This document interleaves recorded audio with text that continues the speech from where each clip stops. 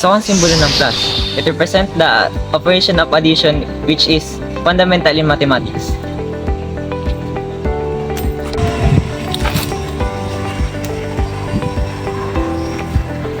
Para sa akin, mahalaga ang symbol ng equals. It signifies equality, showing the two expressions are the same.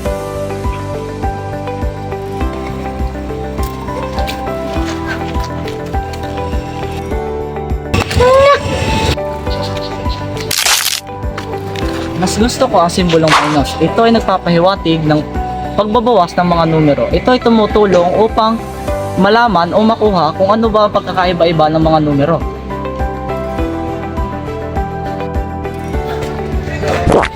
Ano nga ba ang kahalagahan ng simbolong ito?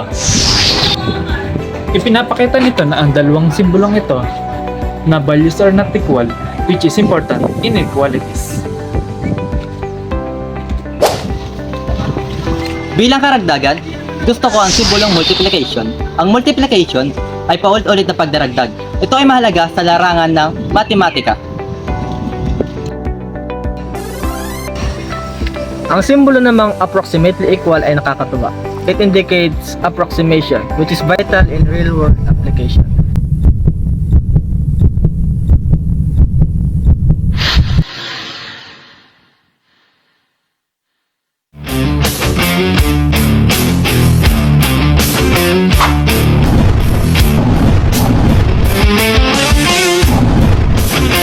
Saya akong gumagamit ng division dahil ang division ay tumutulong sa atin upang maunawaan kung ilang beses ang isang number fits into another.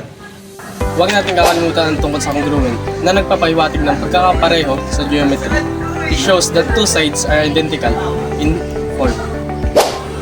So now, let's do an equation. Pag-usapan naman natin ngayon si 5, si 3 at si 8. 5 plus 3 is equal to 8.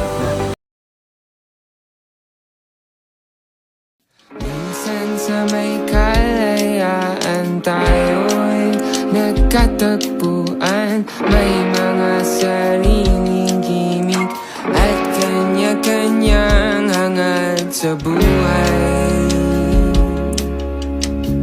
Sa ilalim ng isang bubong, mga sikretong ibinubulong. Kahit na anong mangyari, kahit na saan ka man patungo,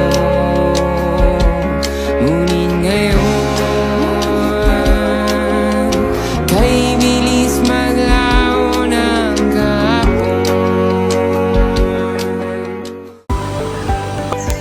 At kung ibabawas natin ang 2 sa magkabilang panig, ito ay magiging 5 plus 3 minus 2 equals 8 minus 2. Divide natin ang equation sa 2. Kaya ngayon, meron tayo the quantity of 5 plus 3 divided by 2 is equal to 8 divided by 5. Maaari ba natin talakayin ng factorials? Halimbawa, 5. 5 ang kumakatawan sa produkto ng lahat ng positibong integer. Hanggang 5. 1 times 2, 2 times 3, 3 times 4, 4 times 5 equals 120. Ano ang tungkol sa infinity? Ang konsepto ng infinity, it helps us to understand limits and approach in calculus. At huwag kakalimutan ang tungkol sa mga union. Ang union ay dalawang set of numbers A, union B, na kinabibilangan ng lahat ng elements. It's fascinating how the symbol work together to form a complex equation and concepts. Siyempre naman, each symbol has its own significant rule but contributes to a larger mathematical framework. Our group reflects on how each symbol, significant on its own, contributes to a broader understanding of mathematics.